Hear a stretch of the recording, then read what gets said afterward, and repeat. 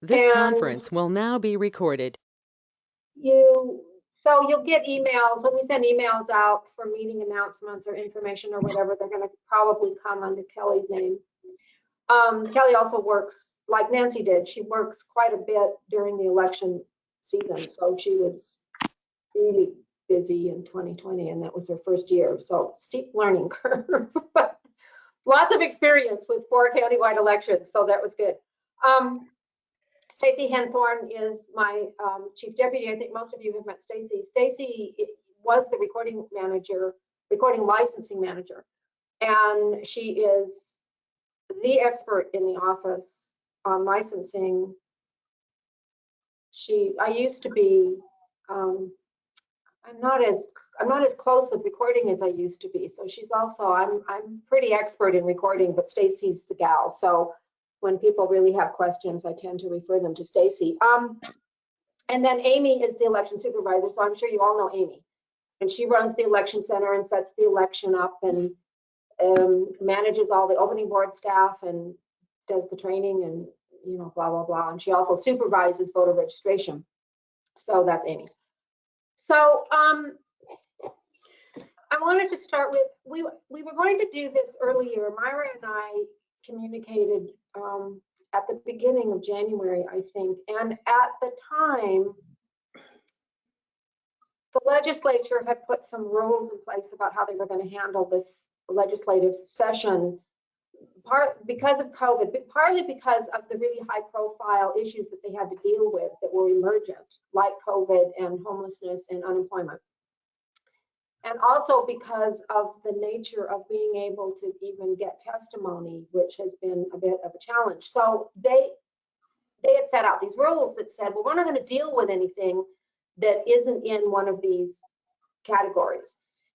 And also, each legislator was only supposed to sign on to 7 bills, which, if you know how the process works, that's small compared to in a normal year, you know, they could sign on to 24 bills, right? So if you can't get a legislative sponsor, your legislation isn't going to go anywhere. So at the time, the auditors were not putting forward any legislation. We thought most of what was out there that people did drop probably weren't going to gain any traction anyway.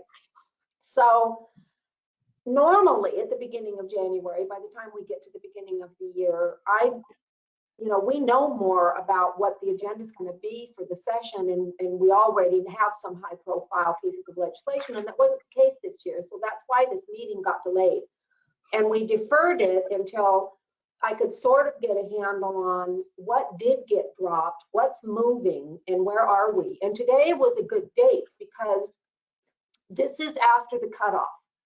So we know what's still alive out of everything that got dropped, because things did get dropped, but then they just didn't get any traction. And that doesn't mean that, you know, how the legislative process works. I think all of you are familiar enough with it. Nothing's ever really gone. So, you know, we think things got dropped this year that will be resurrected next year. So they're sort of out there as a placeholder, or, okay, we're really interested in this. If it doesn't get a hearing this year, we're going to bring it up again next year. And so there are a number of those.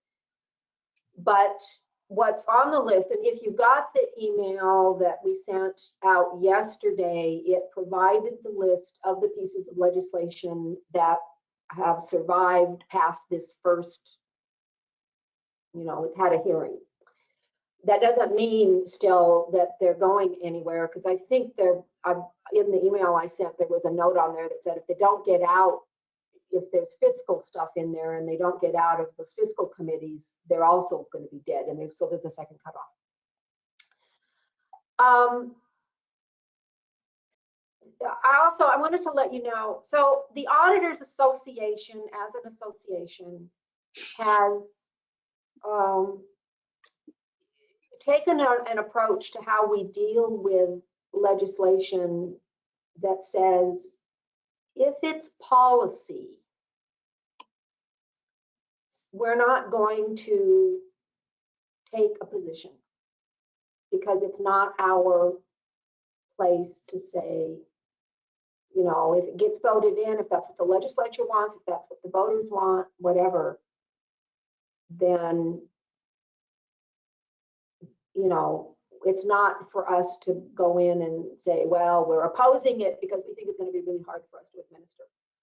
That doesn't mean that we don't provide comment from time to time. So an example of that is one that's been around and it's come up again this year, and that's ranked choice voting. And if you asked the auditors, I think to a person, auditors would tell you that the way that it's written is very hard to administer, and we are not opposed to ranked choice voting. We are very concerned about letting one district unilaterally decide they want to implement it and require us to put it in place, which we think is administratively difficult and confusing to the voters, and there's a whole lot of reasons. And you've probably heard all of that. So it's a different issue than, I don't care about ranked choice voting. I just wish if we were going to do it, the whole state would go, yeah, we're going to do ranked choice voting. And I'd go, okay, let's do ranked choice voting. What's going to be really hard is if the city of Bellingham decides they want the mayor to be ranked choice voting and nothing else on the ballot is that, and that just gets really complicated. But we are not, what we are not doing is going in and testifying in opposition of the piece of legislation. So when you look at that list and you see the majority of it is that we're taking a neutral stance on it because it's a policy decision. You know, if people decide that they want to, you know, let us test out ranked choice voting, then we'll figure out how to make it work. So my intent was to go through, so I'll go through the list and I'll answer any questions that you've got if I can, or get more information, get back to you. And then we can do a recap of the 2020 election if you've got election season, which was never ending. It felt like it was never going to be done. And we can talk about that. And then I'll have a little update at the end about redistricting, which was not on the original agenda, I think. Okay, is that good? Everybody's good? Yeah, okay. All right, so I'm going to just go down the list that, as I said, sent it out to you yesterday, which actually I think is in numerical order. And the first one is 1068. And that one is about exempting election security information from public records disclosure, and that is one that we're supporting. Now, we've heard feedback on this one, and it's being interpreted as doing something that it isn't doing. So I've seen commentary that says, oh, there's this bill out there and it's trying to make elections more of a black box and prevent us from getting access to voter information. That's not what it does. It's very specific about what we're trying to not disclose, and it's all related to security. So what we specifically don't want to disclose is if I get a security audit. So if I get the federal government to come in, and I'm working with my IT director on that, to come in and do a physical security audit, and they write a report, that should not be public information, because what that report's going to do is highlight the weak spots. That's the point of the report. I want them to come in and say, you need to go fix this. You need to close this hole. You need to do this. We've had a security audit that's been done remotely to see, can people get in? Now, the election system, as you probably are aware, the count system, the tally system, it's air-gapped. So it's not networked. People can't get into the tally system. But the voter registration database is on the network because that's how we transfer the data to the state, right? So you don't publish a security audit. It's confidential information, and that's what we're trying to protect. A COOP plan is the other thing I think is specifically called out. That's our continuity of operations plan. And again, because it's got so much secure information in it about how we're going to recover and the way that we do that, You don't want bad actors having access to that to see if they can come in and interfere with what you're doing. This bill has nothing to do with not making election results available, not making voter registration data available, not making the voter lists available. It's none of that. It's very specific. It's very limited. It's really narrow. So that's what this one is doing, and we're very hopeful that this is going to pass. And it came up because there was a county that had a security audit and somebody requested it under open public records. And while we believe that there already is statutory authority to exempt security related items, in this case, there was some difference of opinion in interpreting the existing statute about whether in fact it was disclosable or not. So this proposal came out of that situation because we wanted to be very sure that our security, and increasingly the counties are getting security audits done. 8 years ago, that wasn't on my list of things to do. In the last 2 years, it has been, and we've had some of them done. What I haven't had done yet is an on-site physical. So that's what this is doing. So if you hear that the intent is to try and make it harder for people to get, voter turnout or, any of that stuff, that isn't what it's doing, and it won't do that. It isn't written that way. So that's this one. 1078 is, I think, Myra had asked me about this one specifically and whether we were supporting it or not, and we are. We supported it last year. It's restoring voter eligibility for persons convicted of felony offense that are not in total confinement under the jurisdiction of the Department of Corrections.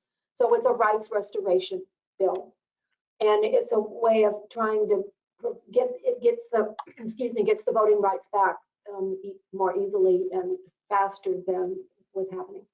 So we have been supporting this one. We believe in this. We'll see where this one goes. I think it's got some good support from numerous agencies, so we'll see. I also know that there is some opposition to it, so I don't know where this one will go. 1156 is increasing representation and voter participation in local elections. What it really is ranked choice voting. And like I was explaining at the beginning, we are not taking a position on it. We are monitoring it. We've talked about fiscal notes. We've talked about the deadlines. The deadlines are too tight probably for clear ballot. Counties, the proponents are more optimistic about clear ballot's position in terms of being able to provide it. They're positioned to develop it. They've talked about developing it. They know what they need to do, and they have taken a corporate position not to develop it until they get a customer who specifies how it needs to work. So they're not pre-developing it. It's not in development. And I had heard in one presentation that clear ballot was in development. No, they're not. We've talked to them. So they want to do it and they're willing to do it. It's just somebody needs to come to them and say, okay, now I need to do ranked choice voting, and I need it to rank the top, fill in the blank, the top 6, the top 5, the top whatever. This is what I do with overvotes. This is what I do with undervotes. This is how it needs to work. And that's what they're waiting for. So the timeline in the proposal is potentially too tight to get that development done if somebody were to come and say, the city of Bellingham in 2 years wants to do ranked choice voting. What I've been told by the vendor is it could take more than 2 years to get development done. So that's a concern. There were some concerns about there being too many options and that making it more complicated. There were suggestions about if we're going to set up some kind of a user group with the Secretary of State, the vendors probably need to be included in that, and they weren't cited in the statute, so it's some things like that. So, but I'm not going in and testifying against it. None of the auditors are. but you need to know, those of you that are supportive of ranked choice voting, the auditors continue to think administratively the way this is designed will be very challenging and probably more costly than is being estimated. So that's ranked choice voting. And so we don't know, again, we're not sure. It got farther, in fact, that we thought it would, given the parameters this year. So we'll just see what happens with that one.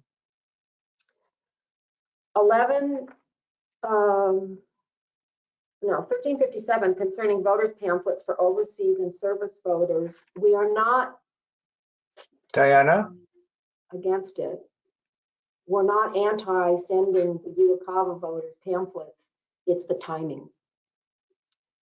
Because ballots to the UOCAVA voters go out 45 days ahead of the election, and because you have to wait until you get past the primary to build a general election voter pamphlet, the window is almost undoable, particularly for the large counties. By the time you can lay it out, produce it, get it printed, it's not ready in 45 days before the general. You know, normally we have it ready by the 21-day mark, and that isn't a problem, but it's still pretty tight. Amy is the primary person that works on it, lays it out. She and Kelly's been working with her on it, and I work on the proofing of it. And but I don't do the layout, so I watch the layout, and it's like, man, you have to get that thing done in, you know, minutes practically. So our concern has to do with the timing, not that, you know, we should be providing them a voter pamphlet. They didn't feel that, the proponents of it didn't feel like having, we provide our pamphlets online, but the proponents didn't feel like our online access was sufficient. So they're taking a look at some revisions to this that say, well, you need to send them a voter pamphlet. It doesn't necessarily need to be mailed at the same time the ballot does. And that helps. It's particularly hard for counties that have multiple languages, which we don't. Because not only do they have to lay the pamphlet out, they have to get it translated into all the different languages, and it just ends up being, it's just the timing is the problem with that. So that's why we've got it listed as concerns, and I think that we've proposed some modifications to the timeline to see if we can make this one more work. So that's the voter guide. 1453, concerning voter pamphlets, is really a cleanup. Last year in the legislation that provided even year funding from the state, part of that agreement that they would pay us for their even year costs, which they have never done, was that every county would print local voter pamphlets for the primary and the general. Whatcom's been doing it for years, so it doesn't impact us. We know how to do it, and you know, we have a process. But a lot of counties have not been producing paper voter pamphlets. They've been putting something online, or they aren't doing it at all, and that's a challenge. So along with that, we need to make sure that those other counties that haven't been producing them understand what they need to do, was a discussion about aligning the local voter pamphlet language with the state voter pamphlet language, because they weren't the same. And that makes it really challenging when there are state races and the state is approving statements based on one set of criteria and the local government has a different set of criteria that may be more restrictive. Word counts weren't consistent, some of those kinds of things. And so we took a look at it and said, and you know, I was really in favor of this because it would just make our job a lot easier to say, well, the state and the county are doing voter pamphlets the same. The word count's the same, the limitations are the same, the language around what can't be put in there. There's language about not using profanity and you know, some of those kinds of things, but some of the statements that got done in the 2020 voter guides by our local standards would have been questioned.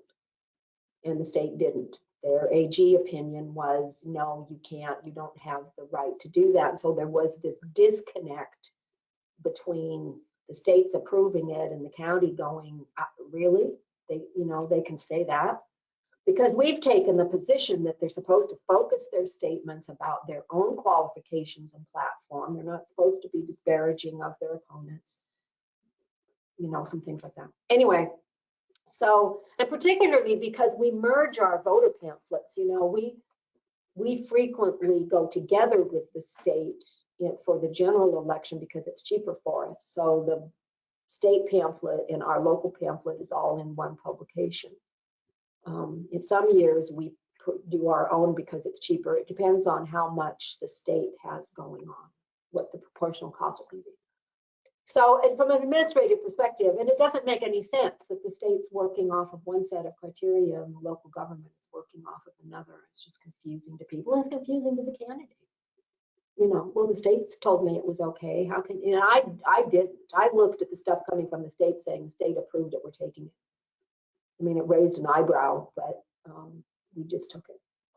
So that's the voter pamphlet one, and we're hoping that one gets done. 5013 is about deadlines for local redistricting, which was proposed. It was proposed last year, and it was proposed before anybody knew about COVID or what was going to happen with getting the census data, which is delayed. But what this is doing is it's aligning the deadline for local government with what the state legislative deadline is, which is November 15th. So it's either 8 months after you get the data or November 15th, whichever comes first. So this one was a little challenging for us. We'd supported it last year, so we are supporting it, but it's not workable this year. So, it all becomes a moot point if the data's not there. But it makes a lot of sense. The deadlines for all of the districts to get their work done is the same date. So we liked that approach, and it gets the information to the auditors to make sure we have plenty of time to do our work. So that's what's going on with that one. And again, I don't know whether it will go anywhere given the situation this year with the data. So we'll see if that one moves any further than it has. The local governments that have to do redistricting are expressing, as you might expect, quite a bit of concern over this one. So we'll see.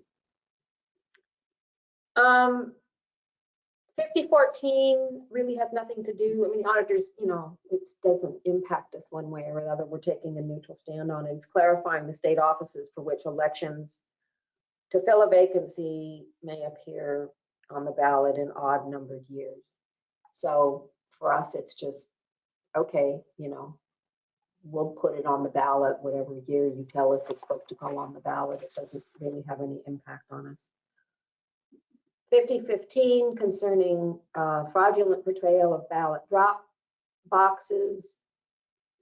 We're taking a neutral position on it. This didn't come from the auditors.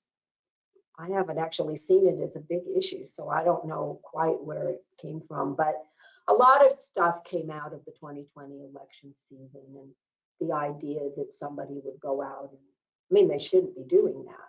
People that I know that have had temporary drop boxes don't say they're official drop boxes. They say they're a ballot drop box. They do not say that they're a Whatcom County auditor official drop box. So I've never seen this in Whatcom County. I think it may have occurred in other counties. So again, if it passes, that's fine. And it's just one more piece that says if you're going to collect, if you're going to harvest ballots, you have to be really sure that you're making it clear you're not associated with the auditor's office. 5131 concerning county clerk's duties related to recall petitions. Again, that has no impact on us. We're just taking a neutral position. It's just a thing.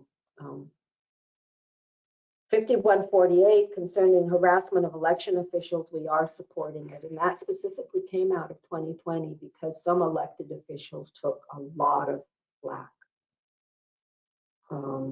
It wasn't just, I don't like what you're doing. That we all get that, and it's part of the job. But and I was never harassed. You know, I had some constituents that were upset.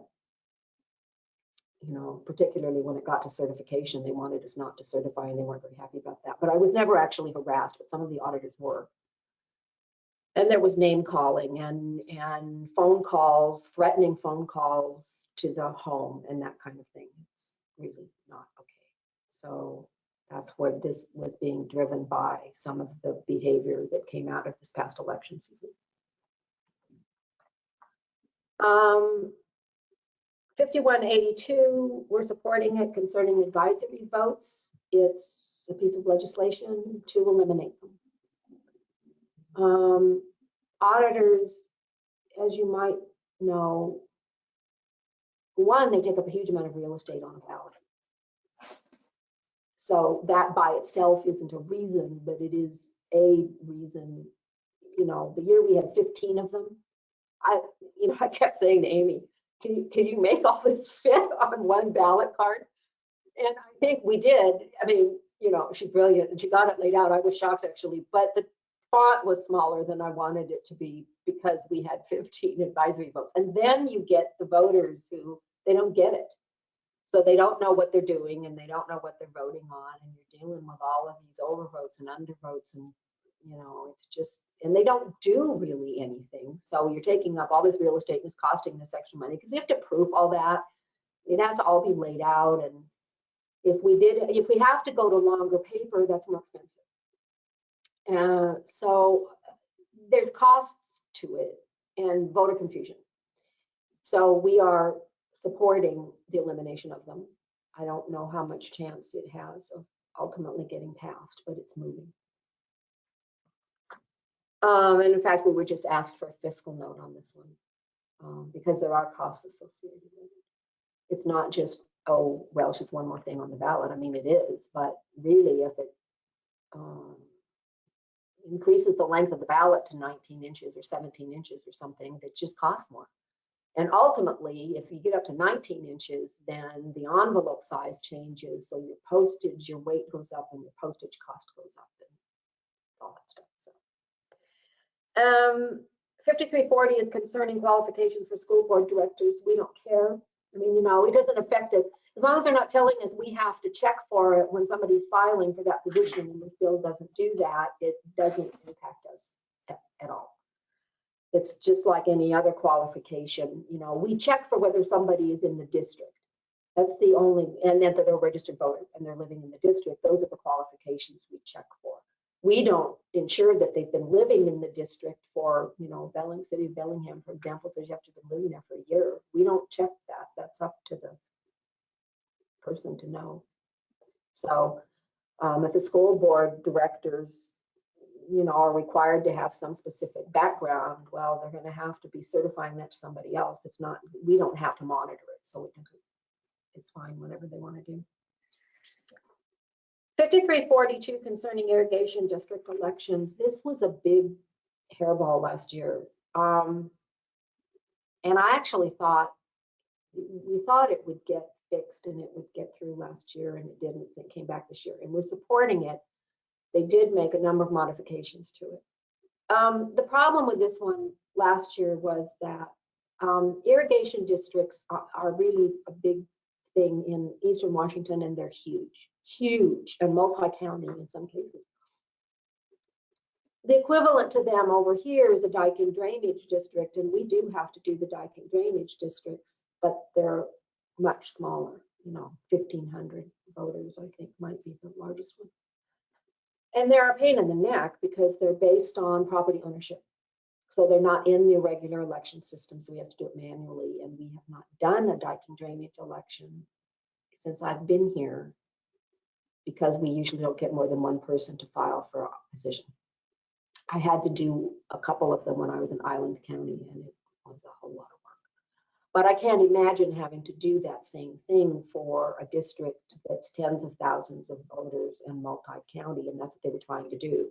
They wanted to take the elections away from the irrigation districts. There were running their own elections, and what they wanted to do was shift the election to the election official, to the auditor, and say, you need to run this.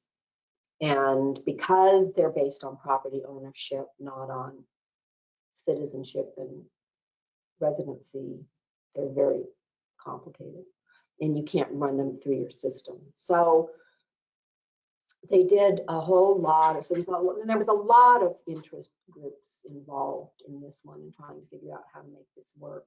And they've done a number of revisions that the auditors feel are workable for those that have to do it, and which includes that the auditors would not be responsible for running the elections. And so they're supporting getting this through because it needed some revision, but what it didn't need is to be given to the auditor to do so.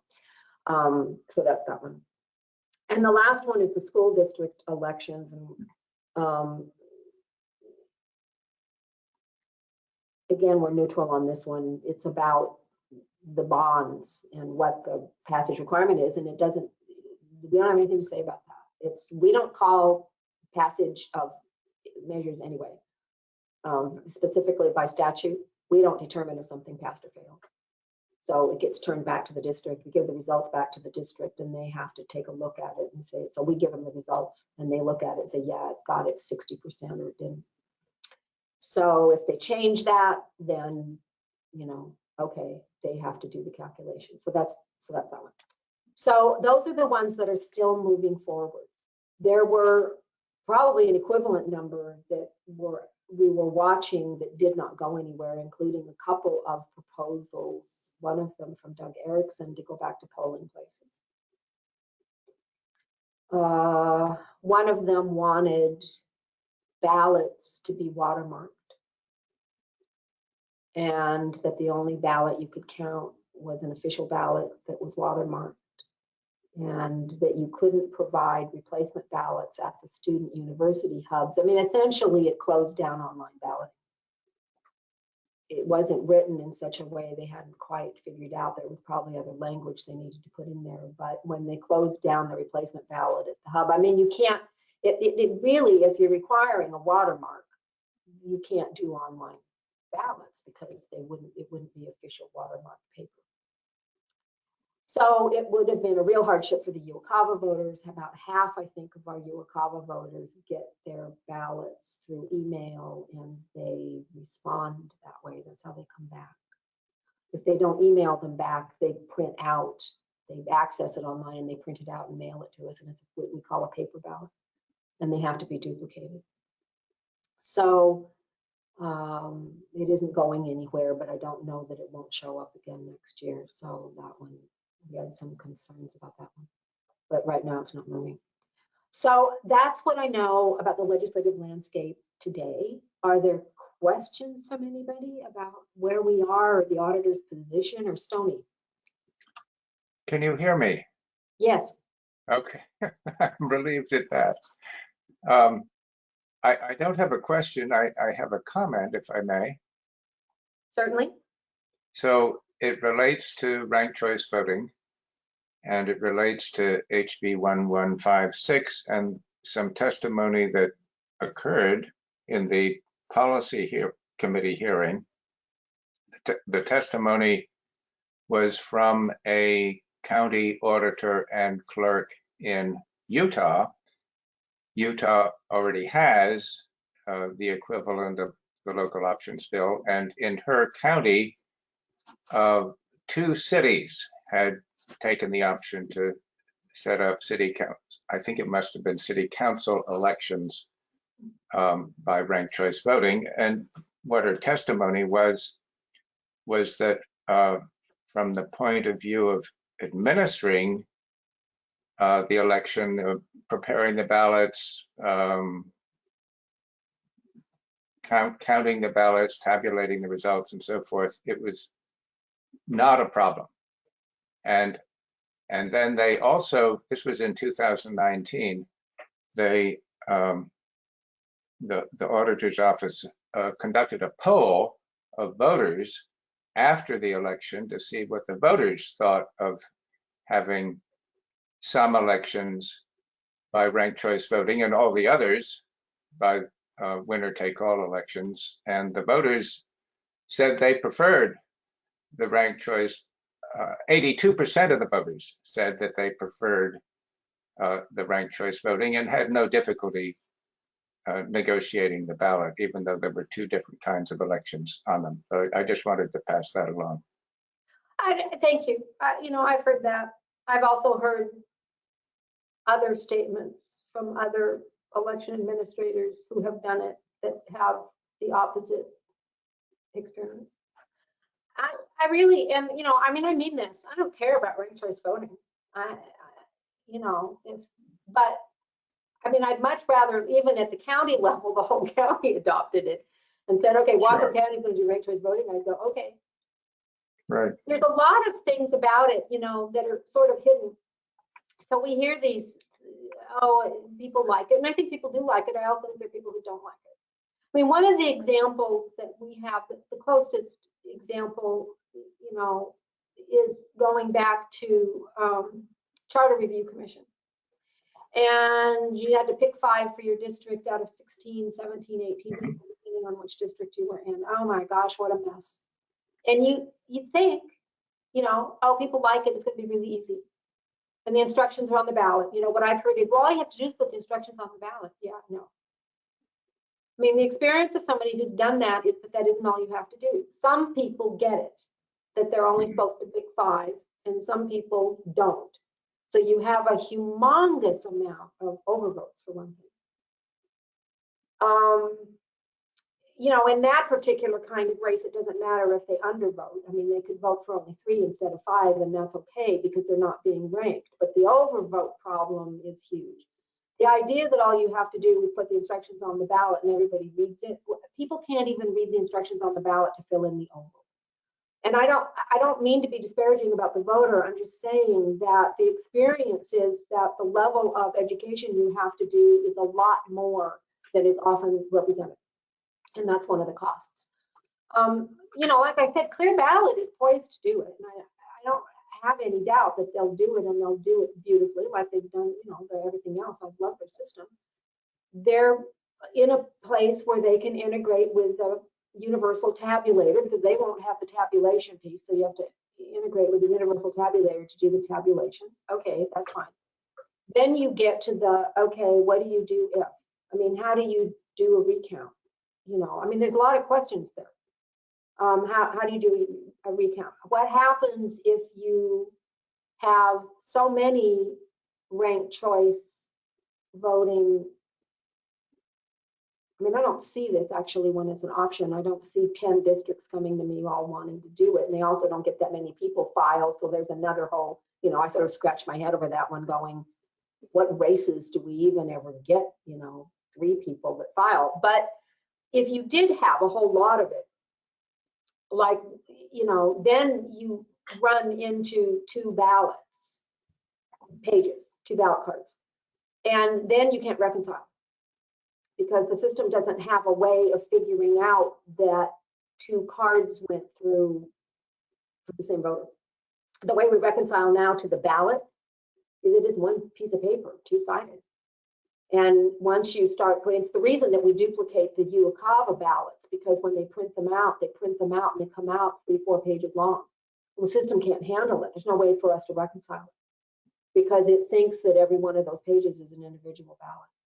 So I'm not saying there aren't ways to overcome that, but I am saying they haven't been addressed actually, and they're out there. Now, I also don't see that as being a problem initially because I don't, like I said, one, we don't get that many people that file. I don't see that many districts that even would qualify. But the next time there's a county-wide and or a vacant legislative seat, for example, Red Brown has announced that he's not running again. I don't know how many people will come forward to file for his open seat. So there could be 5, 6, 7 people file. We don't normally see that. So I appreciate what you're saying, and there is a lot of experience out there, and that's the good thing about it is that when we have to do it, we've got people that we've got counties and people with experience that we can tap to say, okay, you did this and it worked really well, and tell us what you did.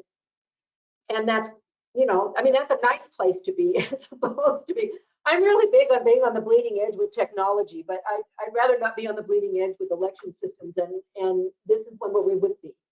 And you know, I know that. So I think, you know, we would be poised to go to those people with experience and say, okay, help us do this.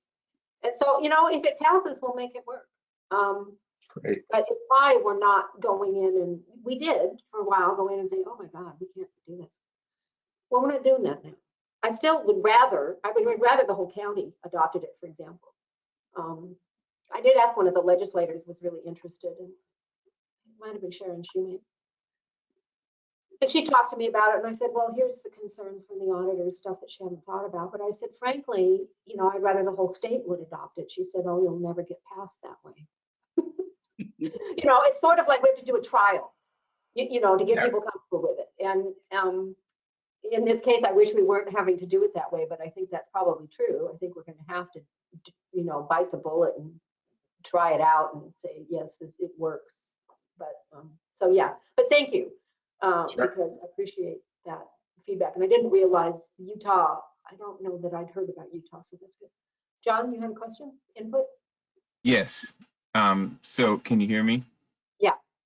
Great. Diana, thanks for your explanation. With the in-person voting versus mail-in voting, it seems to me when the United States does voter observations overseas, we typically require, for instance, just I know someone who was involved in observing in Afghanistan. They insisted upon in-person voting, making it very clear that the person comes and provides identification at the voting station. And that is a key aspect of making sure that there is no voter fraud. Now, the past two presidential elections, both times there were allegations of voter fraud. What I'm wondering is what is the big advantage of mail-in voting on a broad scale? I totally understand the idea of somebody who goes through the proper process and requests an absentee ballot. I've lived overseas. I've benefited from that myself.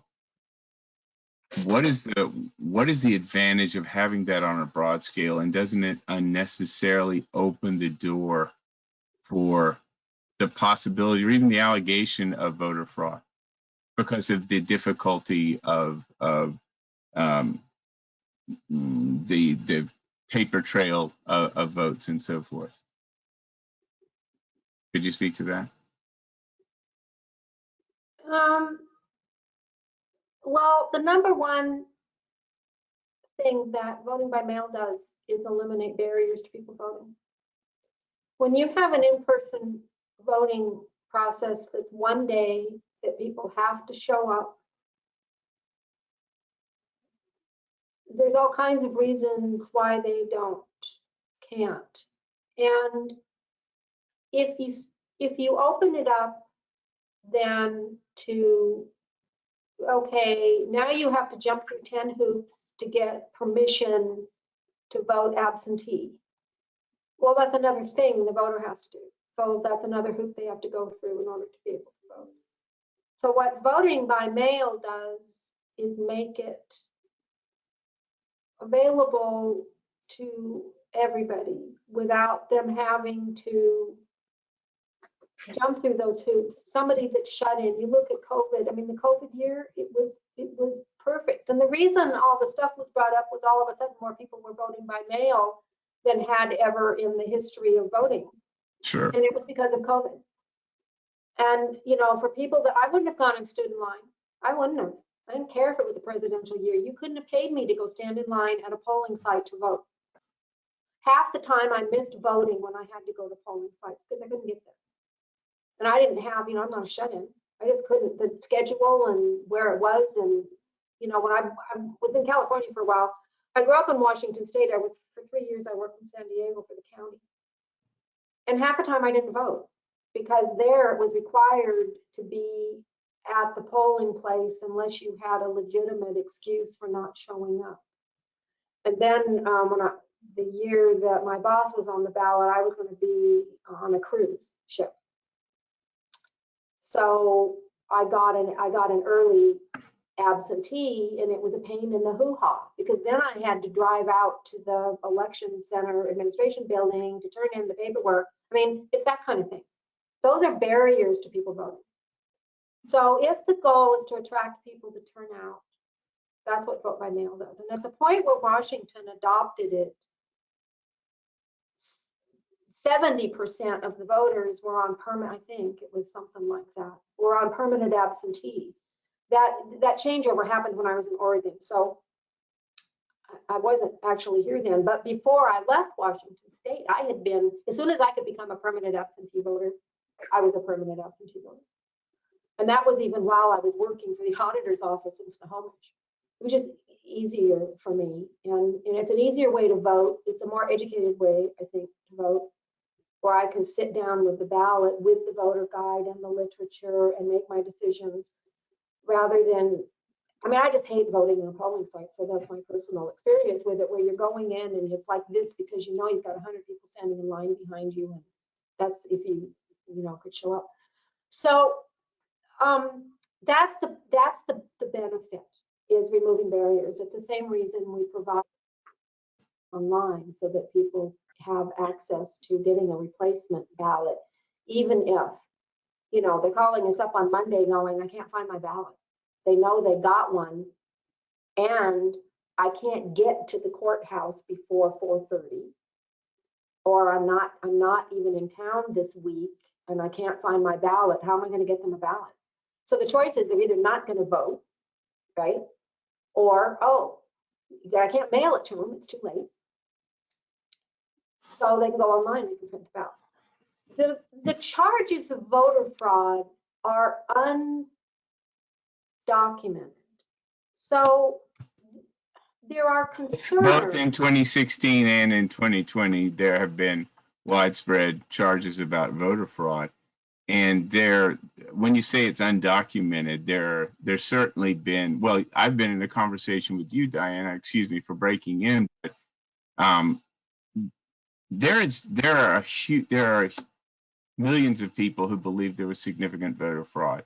And there are many, many affidavits as to voter fraud in this last election that have not been fully addressed yet. My question is, philosophically, what are we more open to? I mean, in the conversation I had with you, what I wanted to bring up is just the possibility of somebody moving from one district to another without really moving is quite high in our current system.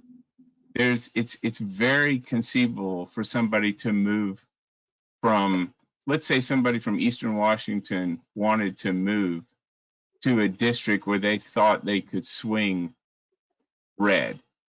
And lots of them moved by just moving their registration. They could do it up to the last moment. There's no paper trail of proof that they actually ever physically moved. Obviously, the other way works as well, moving from King County to Whatcom County, or from the 40th to the 42nd.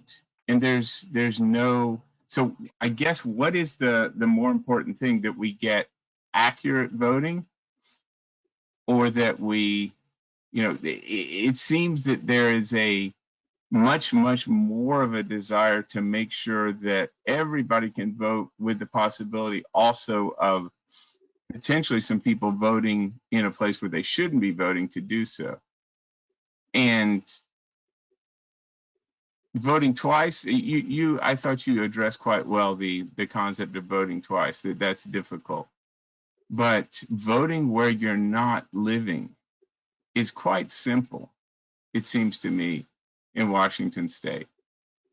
Okay. And So when I say the fact that there are allegations is different than it's been proven. I had allegations, I got sued. Culp's campaign sued me. right. With allegations that my voter registration database was a friggin' mess. Mm-hmm. That I had 250 dead voters who had turned in the ballot, that I had undeliverable addresses, that I had, I mean, the list went on. And we went in and investigated every single one of those. And in fact, his allegations, his proof, his data from the person that he got it from was inaccurate. It was flawed. They had used one data set that was outdated without doing the rest of the comparison of the data, and they turned it in, and they did it statewide. They only sued 7 of us and the Secretary of State, but they had contacted every auditor and said, we have all this evidence. There's 10,000 dead people that turned in ballots. There's no evidence for it. In fact, there's evidence that that didn't happen.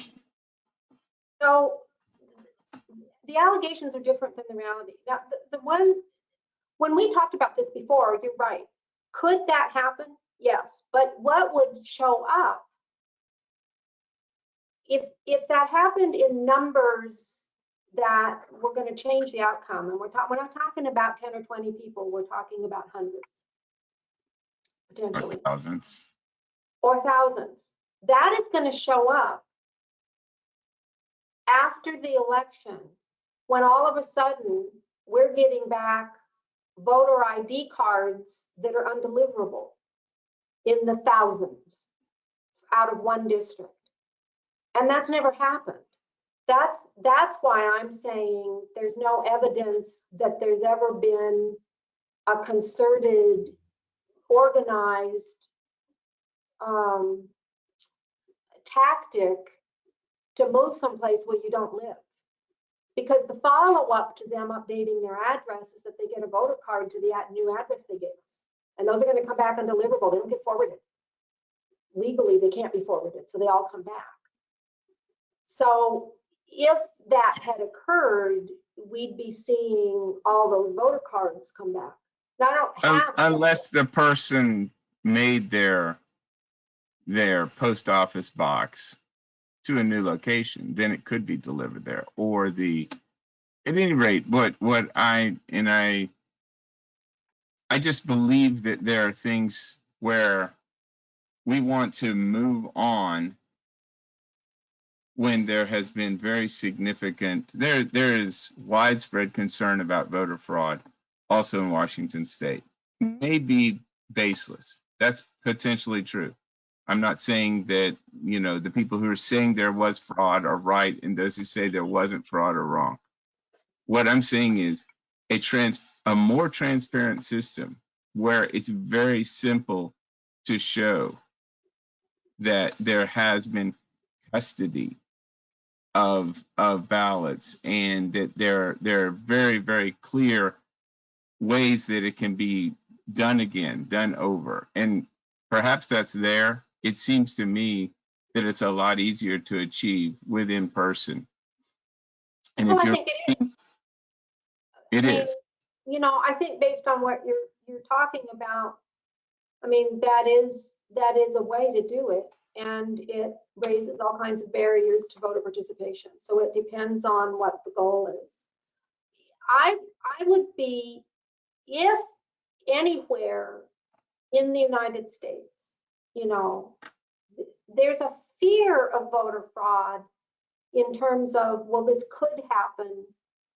That's never been proven that it did happen. So that's different. And when people don't get the outcome they want, they start looking at the process going, and it's all rolled up. They're registered more than once. They're voting more than once. They're whatever. And you go in and you knock down all of the things that are in place that say, well, they're not registered more than once. It's the benefit of a statewide system. They can't vote more than once. The system prohibits it. Yeah, you convinced me of that. I think, I can't tell you that someone couldn't do that. I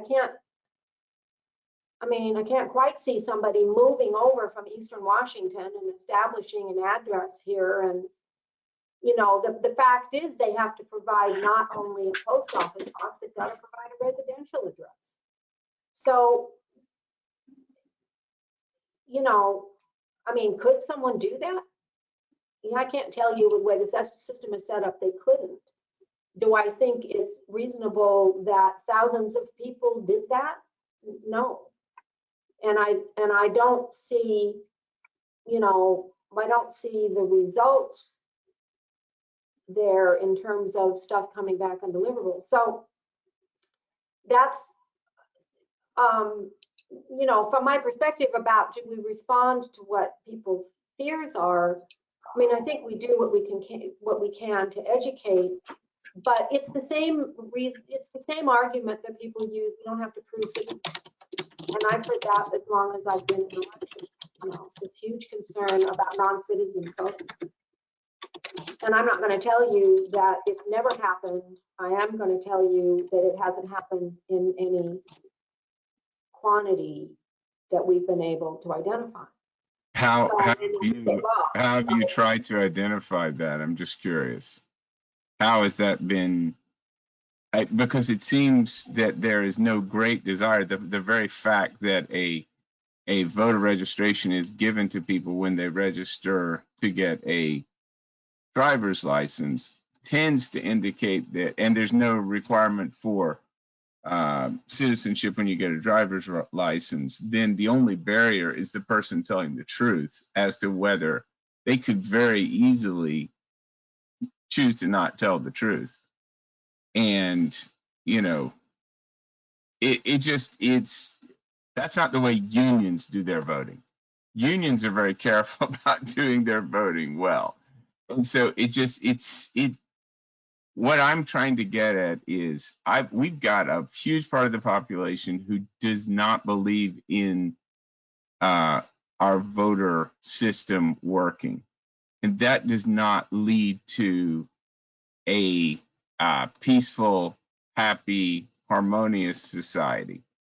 And to just say, well, it's fine, and we just need to educate you, rather than to take other steps, I personally find difficult. I don't want to keep going on this. Thank you for taking the time, Diana, to think about it. I think it's an ongoing issue, as you brought up. I think Doug Erickson's bill probably is not just going to go away.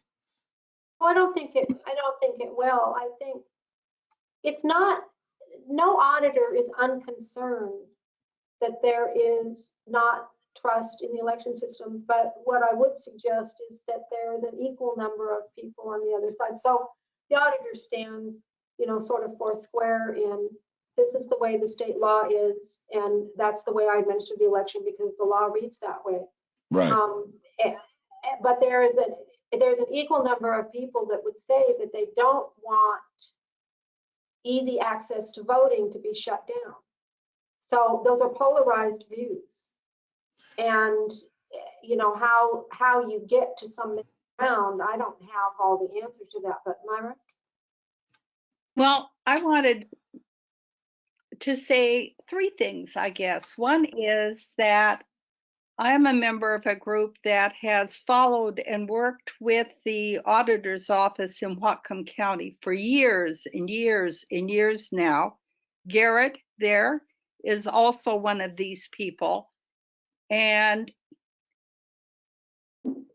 has become convinced that this county runs the tightest ship imaginable. We have observers. We have interacted regarding ways to make the elections more observable, to have the hand counts to verify that the machine is working correctly, and on and on. And I want to testify to my conclusion based over years of affiliation that this is a fabulously run elections office, of which I am very proud. So that's the first thing.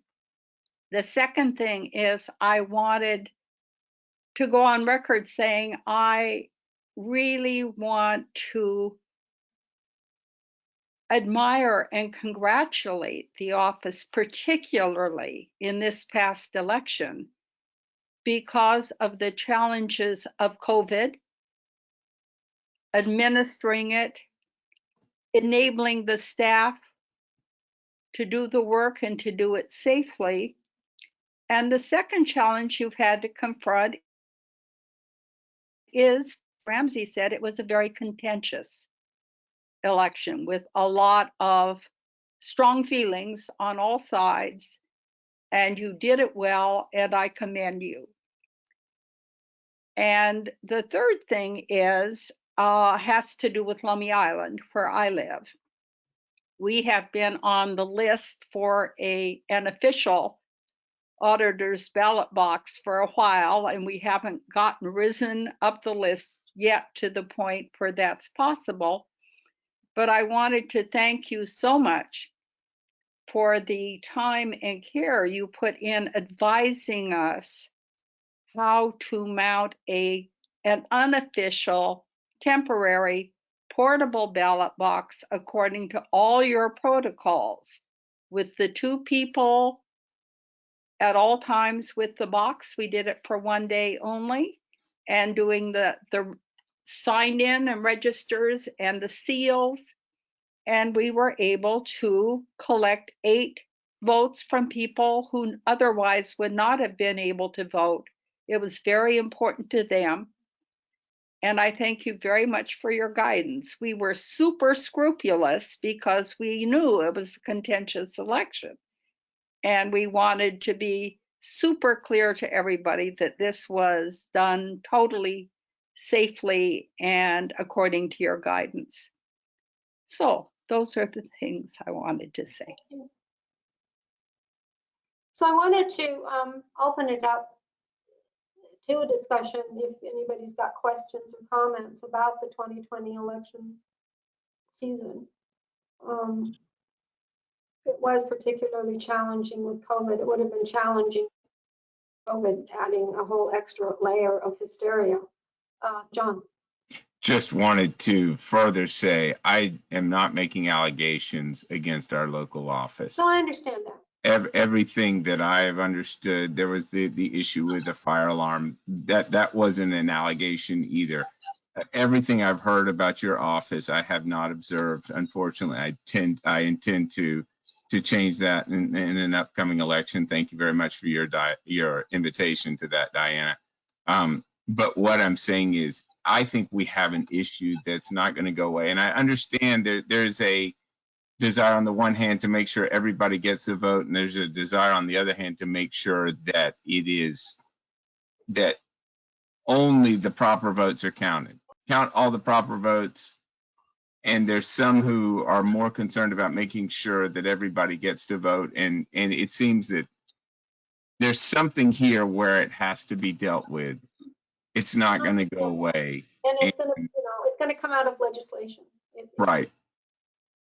And in the meantime, we just do everything we can to, to mitigate. Yeah. What we can. Thank you. Garrett. Yeah, I'm hoping you can hear me. I'm sorry I checked in late because I thought it started at 11 o'clock. Are we gonna be able to replay this perhaps in the future, this segment, so that we can, for those of us that checked in late, maybe, or is that possible? It's being recorded and it will be available. So Kelly will send out an email to everybody on the committee to say if you either joined late or couldn't be at the meeting, you could go watch it, because I reviewed the legislation, the first thing, so you can hear that discussion. Larry. Okay, thank you. A couple of real quick questions, and maybe you don't want to answer this because, like Myra has already said, and incidentally, Larry and Myra, I see a couple of the old timers from the Whatcom Fair Voting, and of course you're well familiar with all of us because we've been coordinating with Clearback with Debbie and before that, Shirley and so on. But some of the questions. I think that in some of the other jurisdictions, and particularly the swing states, what struck me as odd is that it would seem like there should have been some sort of controls on being able to stuff the ballot box, which I guess probably that all of us Republicans with our conspiracy theories, we are firmly convinced that in some of those swing states, those ballot boxes were stuffed because in some instances, in some jurisdictions, there were more ballots counted than there were people living within that jurisdiction, including children, even, for heaven's sakes. But it seems to me the only way that that could be possible would be that first off, those ballots had somehow been able to be let into the counting machines in some fashion. And maybe even those ballots were counterfeit ballots or whatever. But the point is, in some of those jurisdictions, for instance, if there were 100,000 people living in that jurisdiction and 150,000 ballots were counted, and it's just a mystery to me how that could happen. And it would seem to me that there, I think in our local jurisdiction, and you'll probably verify this, Debbie at some earlier point in time set up a procedure where from the moment ballots were arrived in the courthouse until finally they went into storage, that each ballot was tracked. And so you knew exactly how many ballots were received, how many were counted, and so forth. And I would hope that you guys know how many ballots, for heaven's sakes, were originally printed. And so it would seem to me that when you compare all of those numbers, and if, for instance, if you printed 100,000 ballots and 150,000 ballots were counted, it would seem to me that that sort of thing would stick out like a sore thumb. So would you care to comment on that, or would that be outside your purview? Well, I don't know what the procedures are in other states. So I don't know how they could count more ballots than they even had population in the county. I mean, certainly in Washington State, and the process for doing reconciliation has been around for years. It predated Debbie. We know that in this last election, for example, we know that we had 158,000 registered voters, 158,000 plus registered voters. And I mean, you've watched the process, Garrett. So, it looks a little different now now that we've got a ballot sorter, but there is such a tight control tracking. They're not just ballots coming in and, oh, we got these ballots in and we're going to put them in a ballot counter. It's ballots are coming in and they're being checked in off of the barcode on the envelope. They're being checked in against a registered voter. So, I mean, if some other state is registering children, I don't know how they're doing that, but, our ballots that come in have a tracking barcode on it. So it gets checked in when it goes through the ballot sorter, and it gets checked in against a registered voter. And once that registered voter has a ballot checked in and accepted, they can't turn another one in. The system prevents it. So, and then it's batched. So it comes in and it's a batch of 120. And then the envelope, and then the signatures are checked. Is it the voter? Does the signature match? And if it doesn't, it's being looked at by somebody else to see that it doesn't. So now you're running it through the scanner again. You're outstacking the ones that were challenged in signature verification. If it doesn't have a signature, if the wrong voter signed it, if the signature doesn't match, it gets kicked out. Now you've got a group of 120. That 120 number, they don't all exactly have 120, but usually they do. That 120 number is being monitored all the way through this process. So when the opening board opens them, when they separate them, do they have 120 ballots? When they examine them, do they have 120 ballots for counted? When they go through the ballot scanner to tally, is there 120 ballots?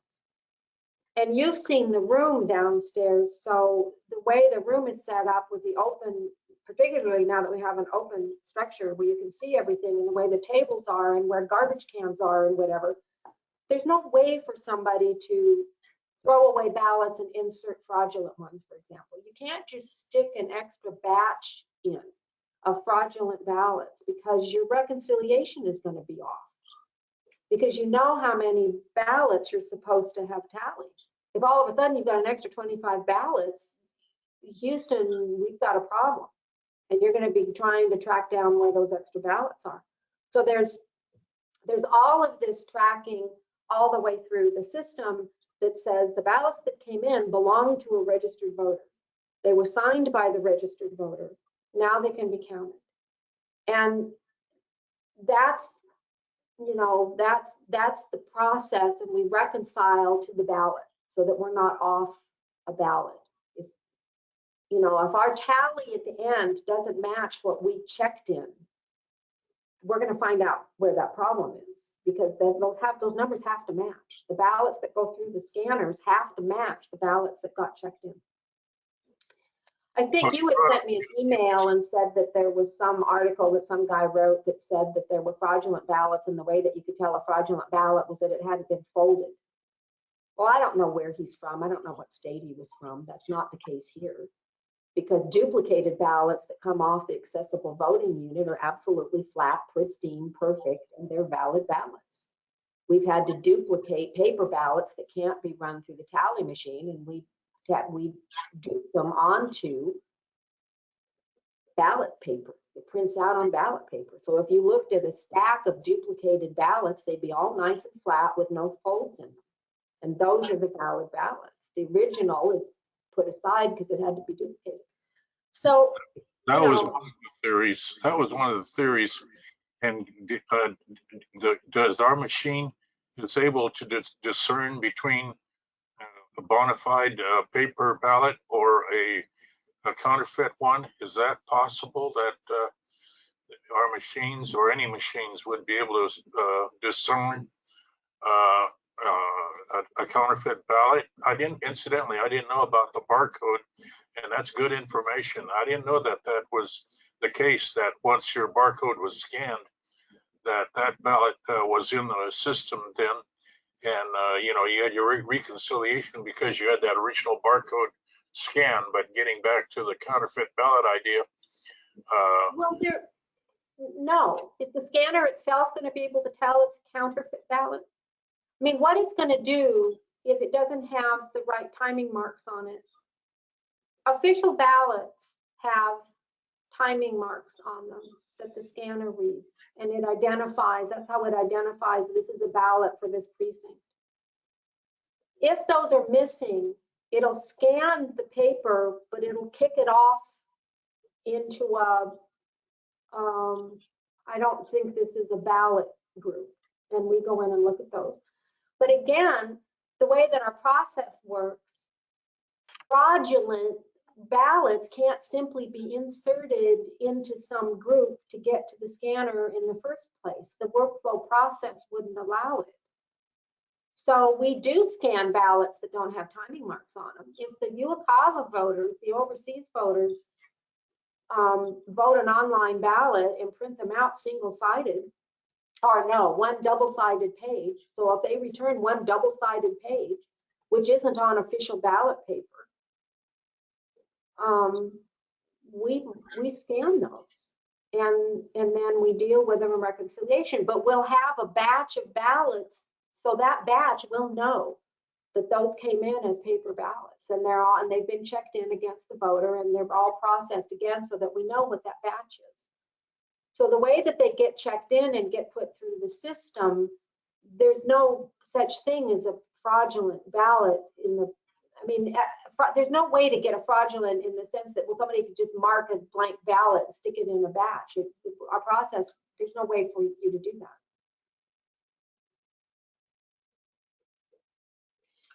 Larry?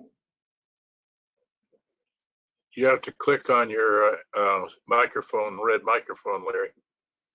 Oh, yeah, you're muted.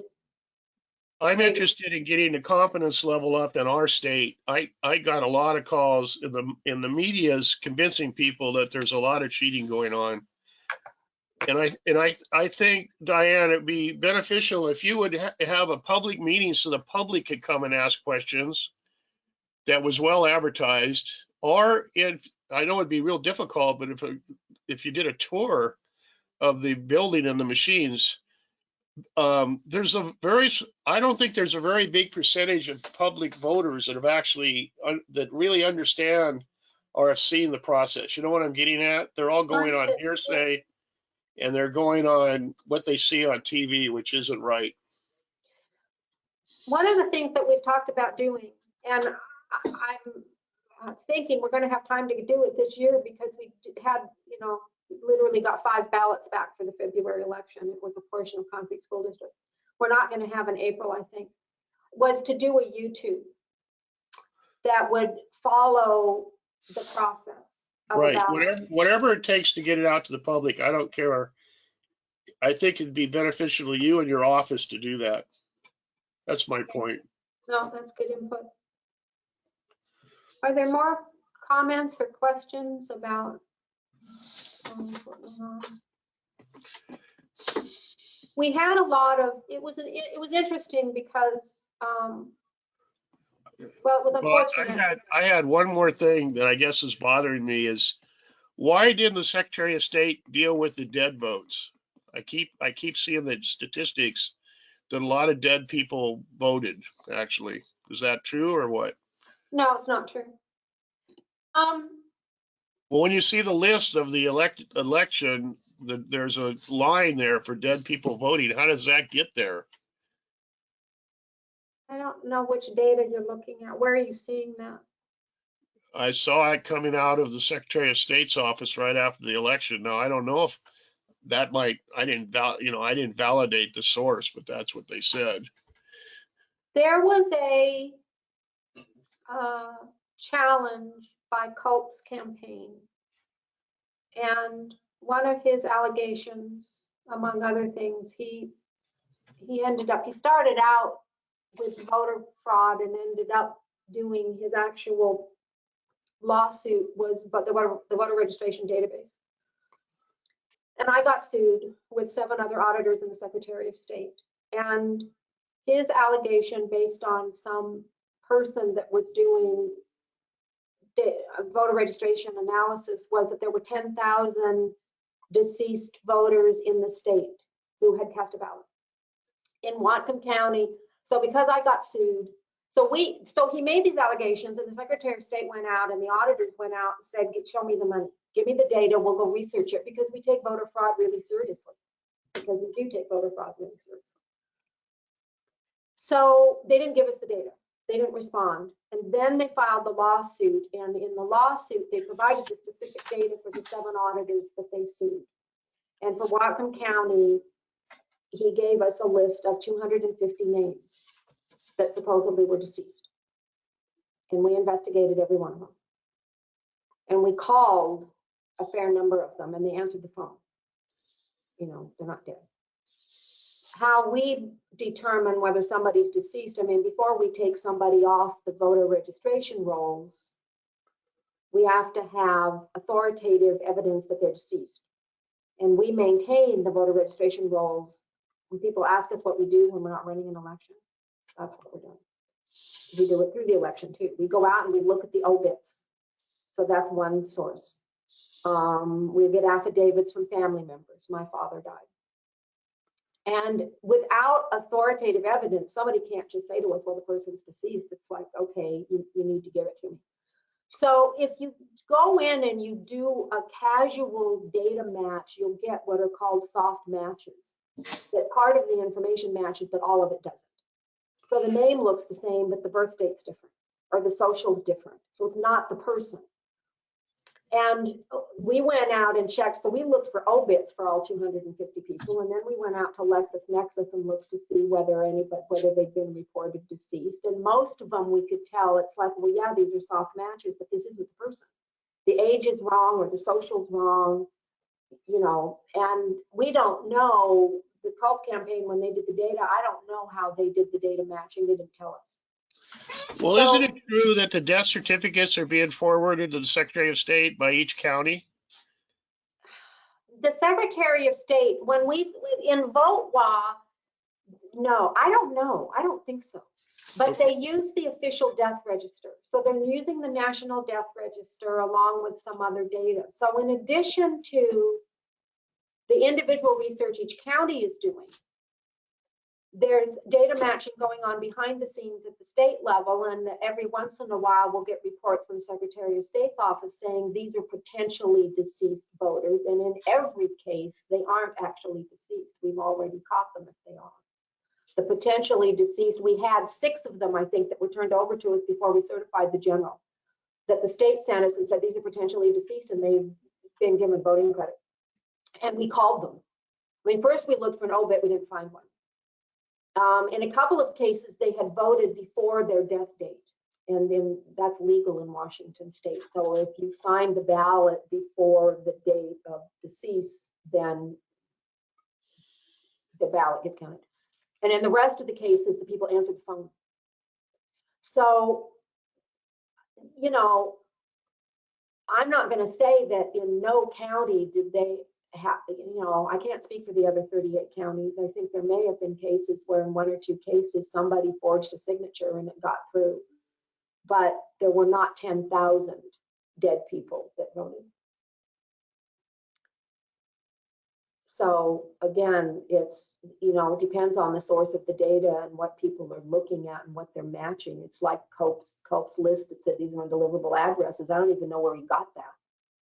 And then we know they were deliverable because the voter got the first ballot we mailed to them at that address, and we verified it against the assessor list, and we verified it with USPS. It's like, I don't know why you think it's undeliverable, because it isn't. So, you know, those numbers are out there. Those allegations are out there. And because he pulled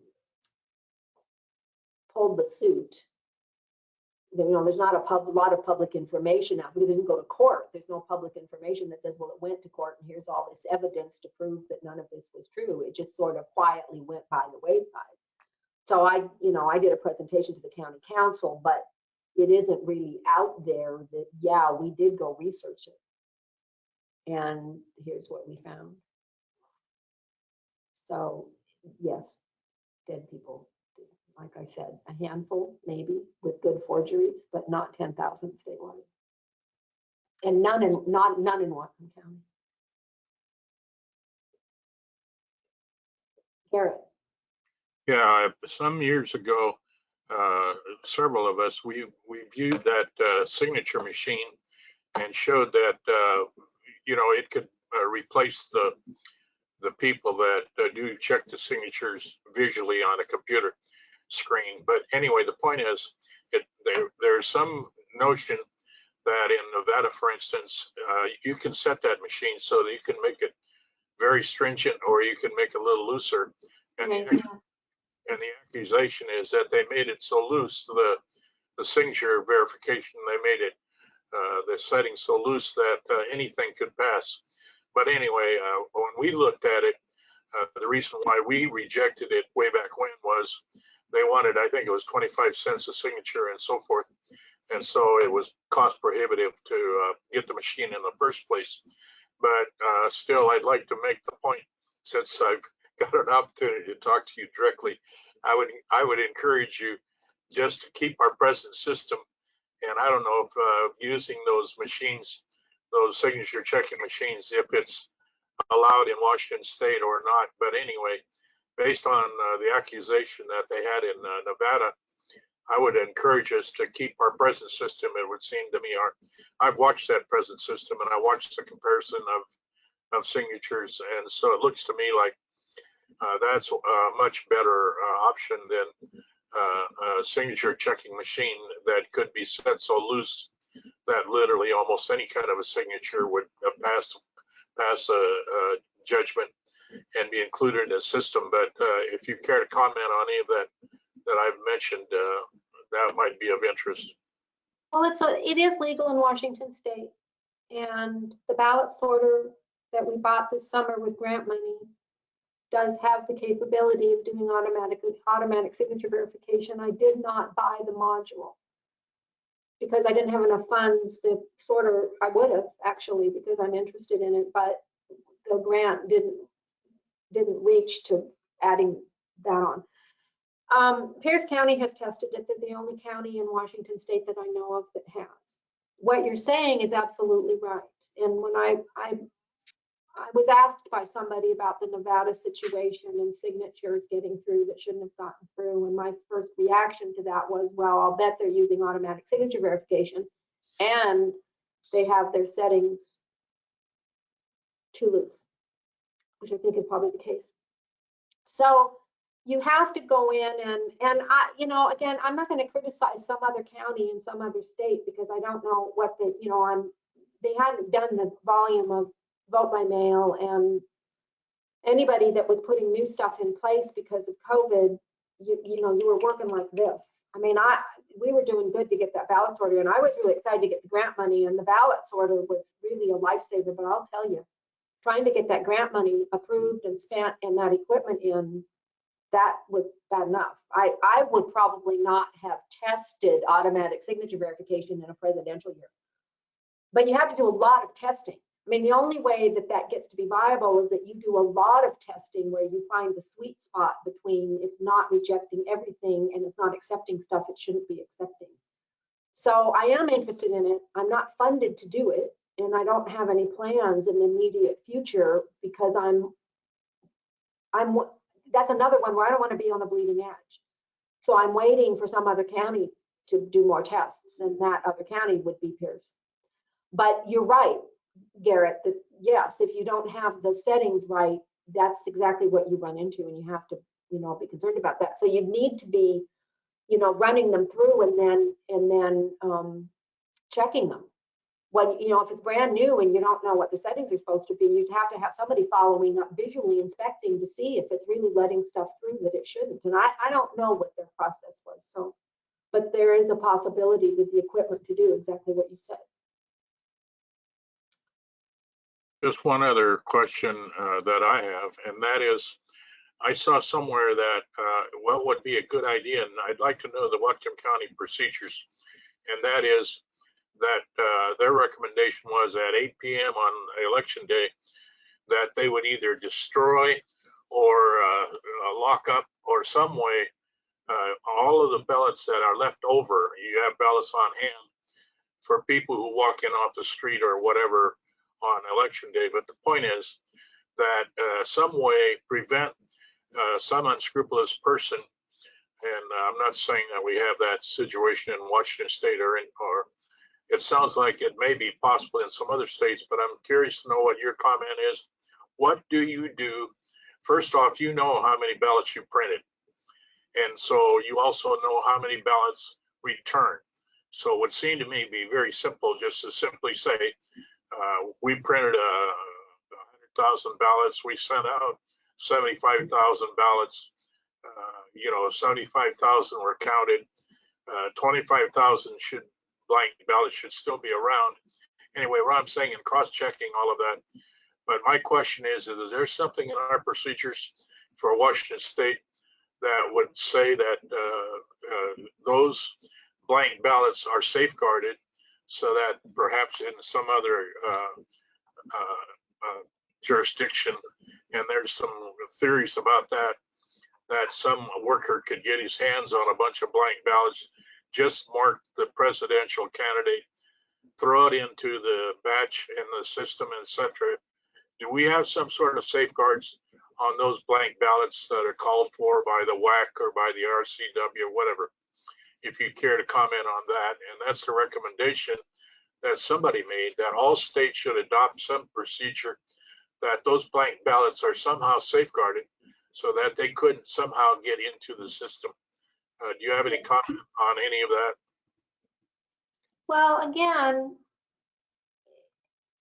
the process that safeguards it is the process for processing ballots.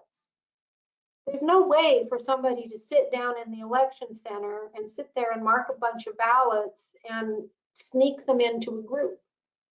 I mean, you can see them work. You wouldn't, I mean, there's no way for them to do that. Normally, I don't have blank ballot stock around. We did for the presidential because of the volume of same-day voter registration. And it was easier to have blank stock than to print on demand. In most elections, we print replacement ballots on demand. So I don't have blank inventory. But blank stock, or I mean, to do what you're talking about, somebody could print them off online. They could photocopy them. So my blank ballot stock isn't going to change somebody being able to create a whole bunch of blank ballots. But in the process, so let me back up for a minute. So when we do have ballot inventory, yes, it's locked up. They bring it out during the time that we're open, and it's right there, and the staff have custody of it, so it's behind a counter, nobody else can get to it. So the public couldn't reach in and grab a bunch of blank ballots, but the public, if they wanted a bunch of blank ballots, all they'd have to do is go online and print them off. The question would be, how are they going to get them into a group to get them counted? They can't. There isn't any way. Because of the way the batches are batched and processed, you can't sneak them in. It's, you've got an area where you check them in and an area where there's groups that are ready to be separate, envelopes separated that go to an area that are ready to be examined. And there's nowhere in that process where somebody could just bring a handful of ballots and stick them into a group. The count would be off, or they'd have to stick them in and remove others. Then they'd have to have a way of dispose of them. We were in an open room where you're being watched by 20 people. I mean, there's no way to do that. And the public can't do it. There's no way for them to bring them in, but the staff, it's like they've got eyes on them. They've got observer eyes on them. They've got the supervisors there. They're all watching each other. So realistically, there's not a way to do that. But it doesn't have to do with where the ballot stock is. Well, there's those two conspiracy theories where some guy with a semi-truck hauled a semi-truck down from somewhere in New York, wherever, to Pennsylvania, ballots and etc. And the other theory of it shows, you've seen it, everybody's seen it on videos about once the observers left, were told no more counting, and then they get under a table and they bring out suitcases full of ballots and start counting them and so forth and so on. I don't know if you care to speculate on either one of those two conspiracy theories. And I suppose maybe Myra and Larry could probably verify that that they've seen this. I guess probably you did as well, because it would be an area of interest to you. You've probably seen those same conspiracy theories about the semi-truck full of ballots and the people after the observers were told no more counting, and then they got underneath a table and they got out suitcases full of ballots and so forth. Does any of that ring a bell with you or with anyone? Well, I haven't heard that one, but again, if you're reconciling your ballots counted against ballots checked in, and the ballots checked in are being checked in against a registered voter, there isn't any way in that process to simply start adding suitcases full of ballots into the ballot count. Because your count is going to be way off compared to registered voters that have been given voting credit. Garrett, allegedly the counts never balanced. That's why there's cases at the Supreme Court. So well, okay, and that's in another state.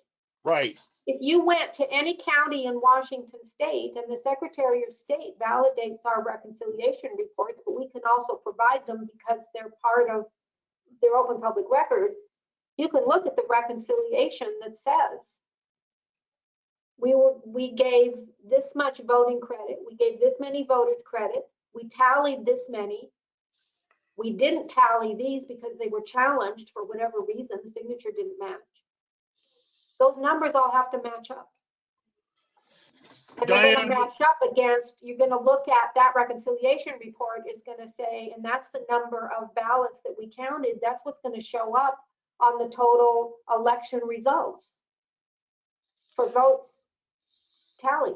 So, again, I don't know what they're doing in other states, but ours is so tight in terms of reconciling every single ballot against, you better not have more ballots than you gave voters credit for. And we just never do. You're not supposed to have less ballots than you gave voters credit for either. So you don't want a batch of ballots going missing. I mean, it all has to match up. So I don't, anyway, we had webcams, so we couldn't, know, if we had kept working after the observers were gone, people at home would have seen us continuing to work. But, you know, we didn't always have webcams. We only put those in this year. But And I have a question for you. The signature verification is made and the ballot's pulled out. When is the ballot read by the computer? At the time it's pulled out of the envelope, or does it No. wait till it goes downstairs? well, the process all happens downstairs. It's all in one room. But So the- there is a period where the ballot's separated from the envelope and it's not recorded in the computer.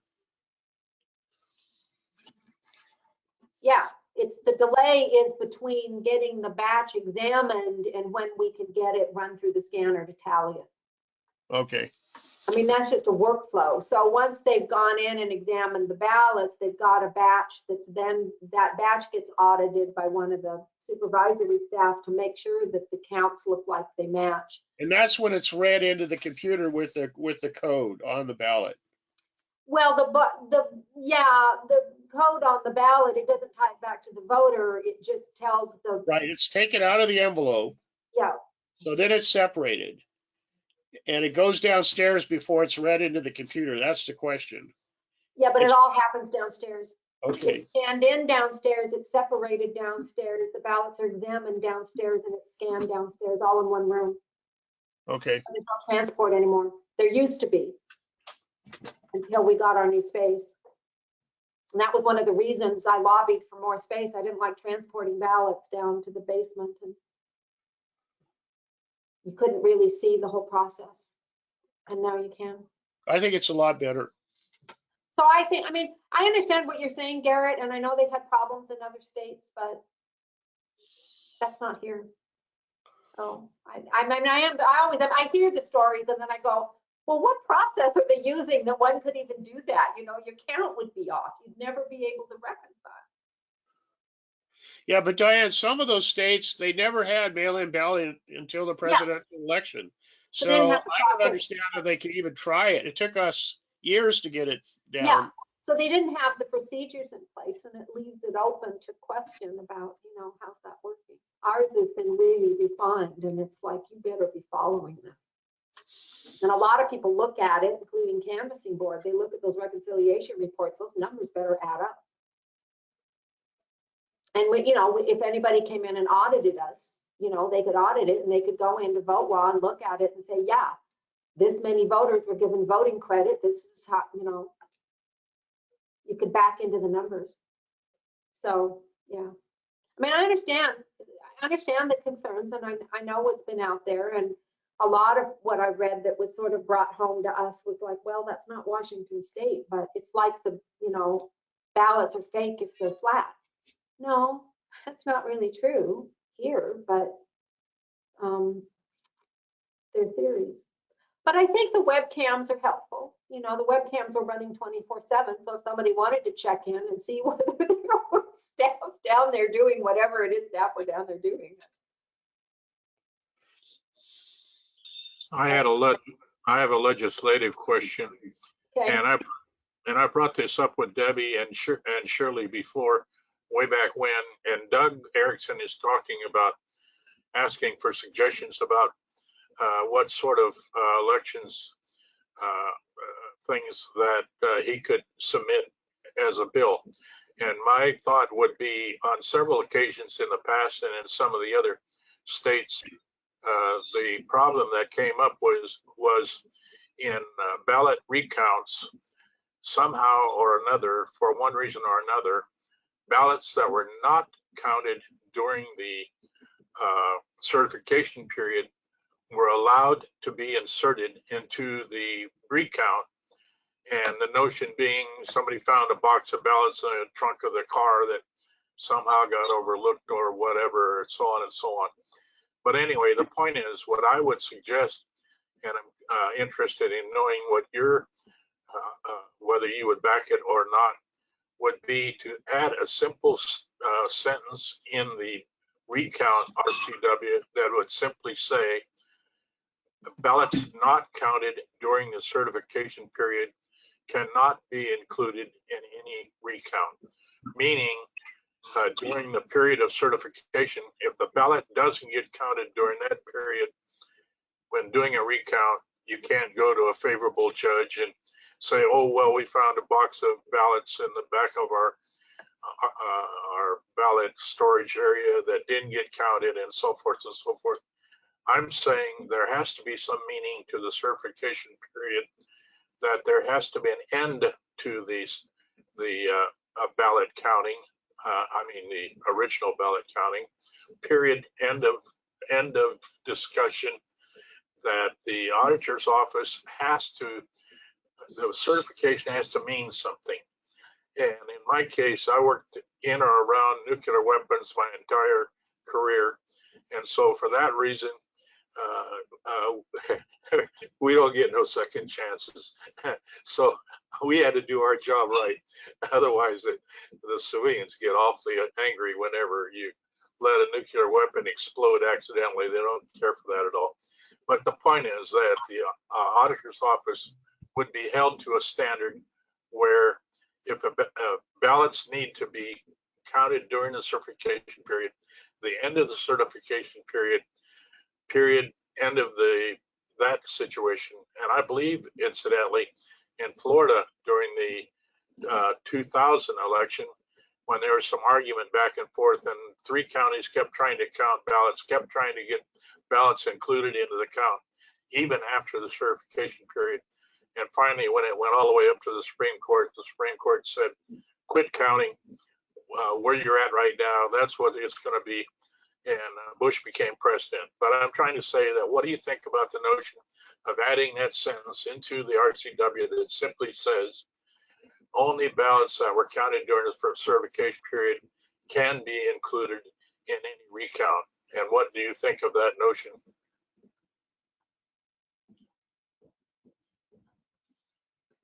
Well, I guess my initial reaction to it is that I would think it would be unnecessary, but I can't imagine adding ballots to a recount that weren't in the certification, because what you're recounting is the certification. It happened. Gregoire Rossi. In Washington State? Yes, in the Gregoire Rossi case, they come up somehow with some 200 ballots that had not been previously. Is that the one where they found a bin of ballots under a table or something? Whatever. That's the point I'm making, is that okay, so maybe the auditor's office made a mistake. That's neither here nor there. The point I'm saying is that in order for the certification period to mean something, and when you say that's the end of the certification, that's the ballot count, that's it, period. But then finally, somehow maybe you get to a recount.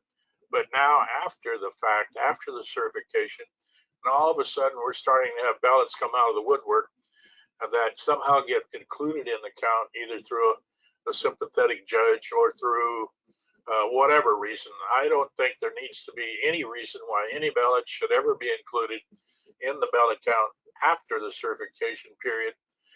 World without end, amen. Well, I think it's an interesting notion. I mean, I don't, a court can always do whatever the court wants to do regardless, but I'm assuming that for them to add those ballots, there was a judgment. They would have had to go before the court to be able to put those in, but. Well, the court has to follow the law. And if the law specifically states no ballot can be included in a recount that was not counted in the certification period, then that would shut down those shenanigans. And there have been several instances where those shenanigans have won out.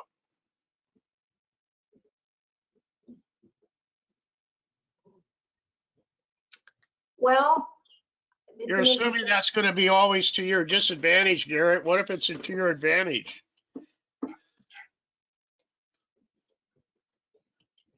I don't want it to happen at all either way. The argument that Shirley and Debbie gave me when I brought this up was, so you're going to disenfranchise those voters through no fault of their own. It was our fault, and they wanted a second bite at the apple. And I'm simply saying, make it so that the auditor's office have to do their job right in the first place, We didn't let any nuclear weapons explode. Don't overlook any ballots. Well, I think I would like it to be perfect, you know? You are. No, we're not. There isn't, there isn't a person, there's not an auditor, there's not an office that's perfect where stuff doesn't, Put it happen. another way. I know the auditors favor or do not favor different legislative proposals. And would your office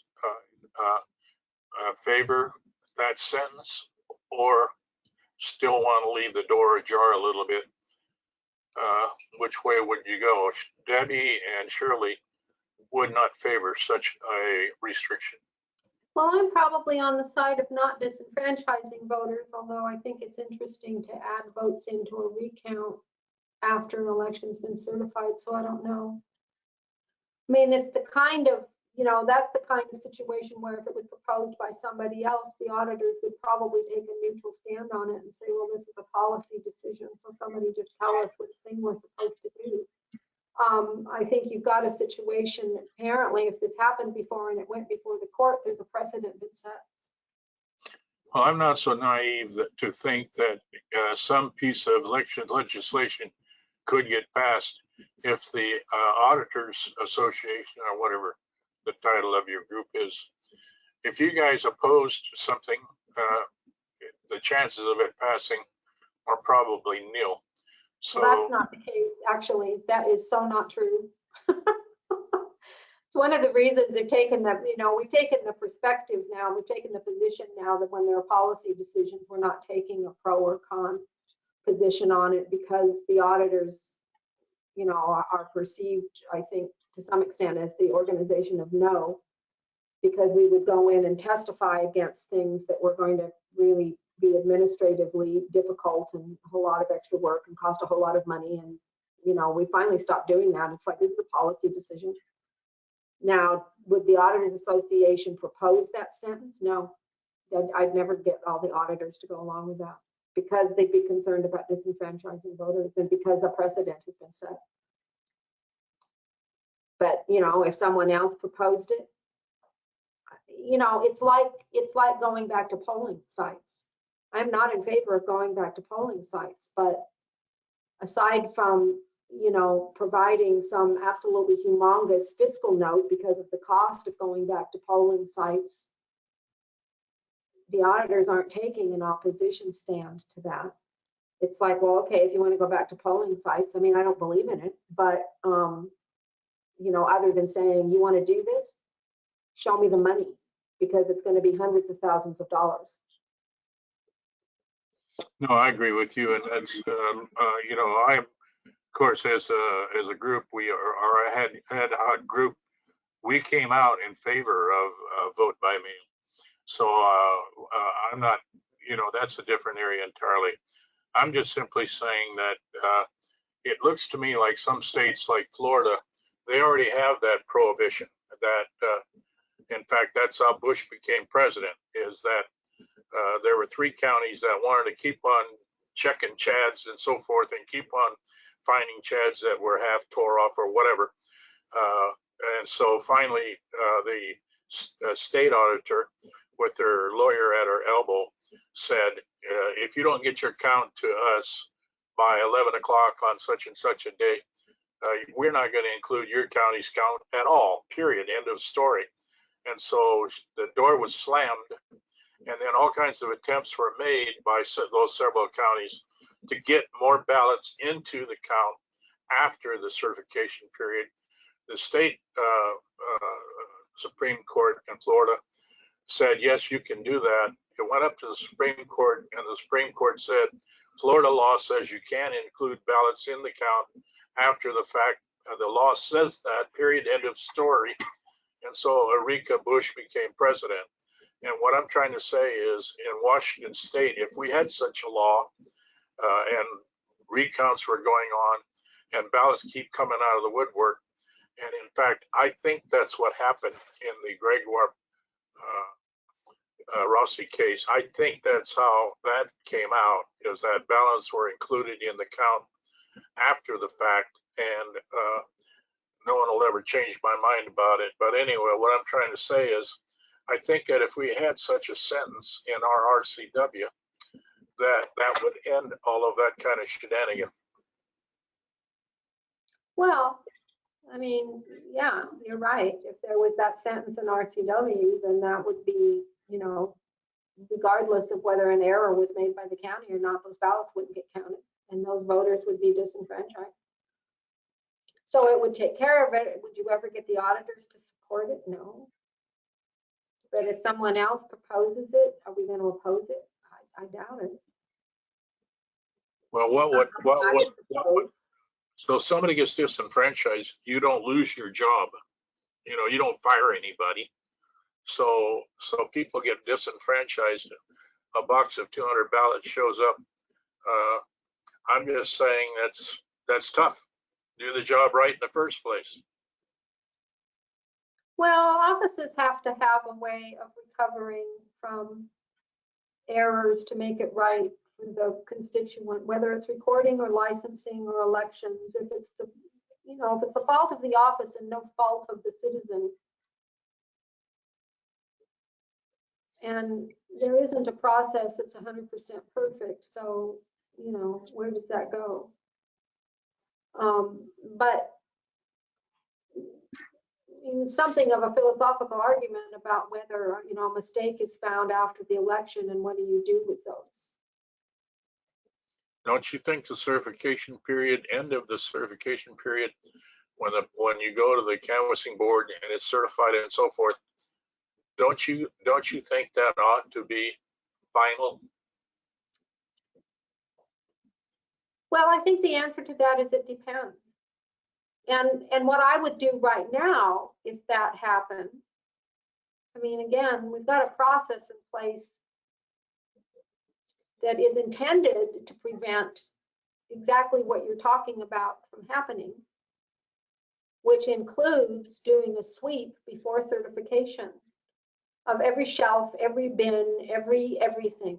We look everywhere to make sure that there's not some ballot sitting somewhere in a mail tray or whatever it is. And that was instituted as a procedure following the Gregoire thing, I think. I wasn't made aware. Because of the finding of bin of ballots late. But if it were to occur, you know, what I would do right now in the current situation is if I were to find ballots after we certified, I'd be going to court. I'd be going to my prosecutor saying, oops, what do we do? Do we deal with them and recertify? What do we do? And I don't know what the answer would be. It would be up, at this point, it would be up to a judge to tell me. You can't count them, you've already certified it's done, or no, you need to count them and you need to recertify. Well, Larry alluded to that a few minutes ago when he questioned about the disposition of ballots in between being taken from the envelope and being brought down to the tabulation machine. And he alluded to that a few minutes ago. And I guess that's the question in our minds, is that if there's some jurisdiction where you have somebody unscrupulous would all of a sudden figure out how to come up with a batch of ballots in a close election. For instance, in the Rossi Gregoire case, originally 41 ballots, for heaven's sakes, out of several, whatever it was, several million. And all it would take would be, you know, coming up with 42 found ballots and would win the election by one vote if they were allowed to be included. Those are the kinds of things that I'm thinking about. In the Florida case, I think the difference was around 500 ballots difference. That, well, Florida was dealing with hanging chads, which is a completely different issue than 200 ballots went missing. well, they were keep doing, the guy with the microscope, or you know, the enlargement glass, they kept looking at the ballots over and over and over to try to see if they could find a dent. And this was after the fact, after the certification period had been closed, and they were trying to get those hanging chad ballots that's a process that we don't tabulate like that anymore. But the No, hanging pads no. is different than the office made a mistake and buried a bin of ballots. No, the point I'm making is that the end of the certification period has to mean something. Well, Don't you- I understand. And I'm saying that right now it's up to the courts. And I think there's a discussion in there about whether you disenfranchise those voters because the office made a mistake. Well, that's the argument that I came up with before, and that's the reason why, to this point, I haven't given Doug that idea. And I mentioned it to Luann, and she didn't want to sponsor it, so the idea didn't go anywhere. But I still think it's a good idea personally. But I think, yeah, it's going to have to come through legislation. So somebody's going to have to be willing to propose it. The Auditors Association won't. I caught in the, I've come on board late. So were there any particular legislative issues that you or your association is particularly interested in this legislative session, or did you already cover that? She did. We did cover it, and it will be in the, you can watch it's being taped. So if you watch the first part of the tape, you'll hear the whole discussion about the legislation that's out there. Okay, perfect. I guess my closing comment is, again, I'd like to congratulate, Shirley, Debbie, you, because you've always been open to us, us few activists and our suggestions.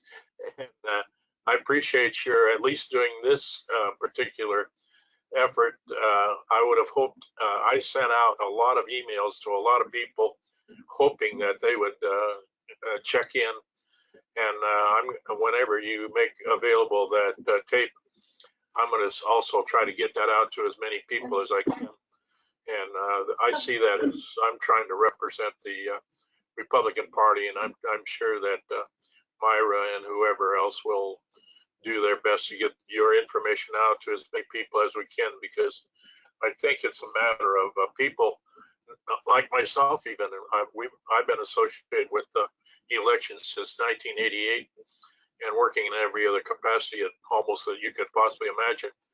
But you brought up 2 or 3 or 4 points today that, as knowledgeable as I am, I wasn't aware. For instance, I wasn't aware that the envelope had a barcode, that the second that it hit your office, that it could be that barcode could go into the computer, and once that happened, if it's not barcoded into the system, that sounds like to me that precludes the possibility of there, for instance, somebody coming up with a batch of ballots and just throwing it into the machine without it and insert it into the process.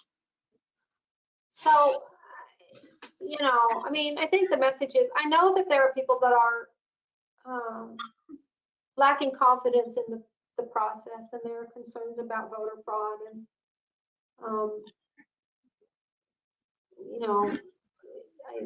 I think it's a discussion, but I don't know that I think shutting down vote by mail is the solution to that. But I don't think the proposals for going back to polling places are necessarily going to go away either. They're not getting heard this year. They didn't get any traction, but they'll probably come forward again next year, is my guess. The other thing I was going to mention, and I didn't get to do it before some of the people left, if you're interested. You may know this already, the census data is really delayed, and they had told us that it was going to be available by the end of July, and now they're saying it's not going to be until September. And the consequences, of course, is that without the census data, the districts are going to have a really hard time getting their redistricting done, which is going to have an impact on us being able to get re-precincting done before filing in 22.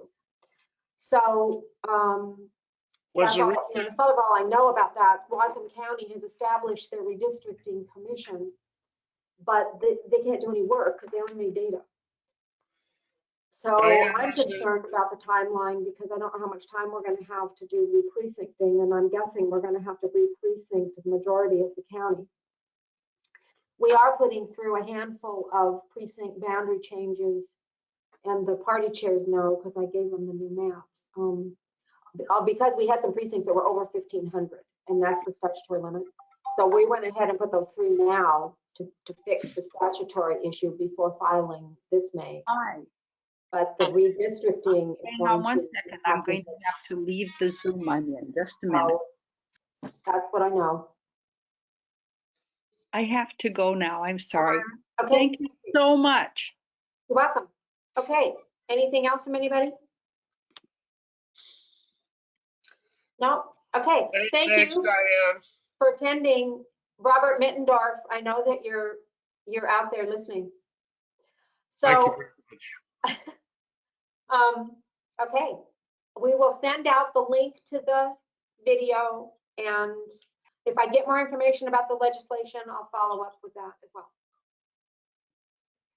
Stay safe, everybody.